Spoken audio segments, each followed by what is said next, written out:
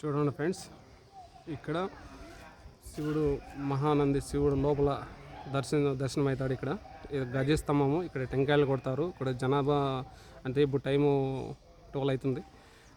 జనాభంగా అక్కడ ఉన్నారనమాట. ఇక్కడ ఒకరొకరు వస్తే వెళ్తూ ఉన్నారు. చూడండి, ఇక్కడికి రావాలంటే ఆయన్ను దర్శించుకొని ఈ అక్కదేవతల కోణంలో మనం అడుగు పెట్టాలంటే ఎంతో అదృష్టం చేసి ఉండాలి. అయితే అందరికి కూడా ఉండదు. చూడండి ఫ్రెండ్స్, ఇలా ఉంటుంది.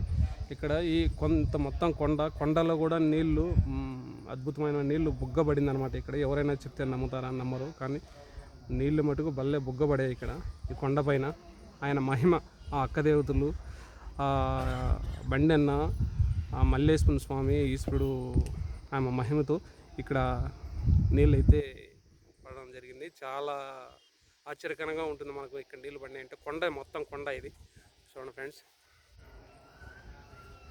ఇక్కడ పిల్లగాలి లేని వాళ్ళకు, దయ్యాలు ఆరోగ్యం సరే లేని వాళ్ళకు ప్రతి ఒక్కటి మహానుభావుడు అక్కదేవతలు కోనల్లో ఇక్కడ ప్రతి ఒక్కరికి, ఇక్కడ ఈ కోనలో తొక్కిన వారికి కూడా ప్రతి ఒక్కరికి కూడా ఇక్కడ మంచిగా జరుగుతుంది. కానీ ఎవరికి కూడా ఇబ్బందికరం అంటూ ఉండదు.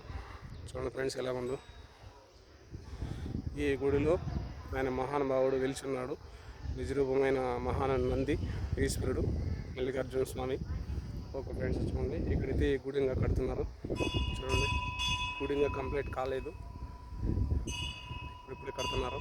చూడండి ఫ్రెండ్స్. Okay friends, bye.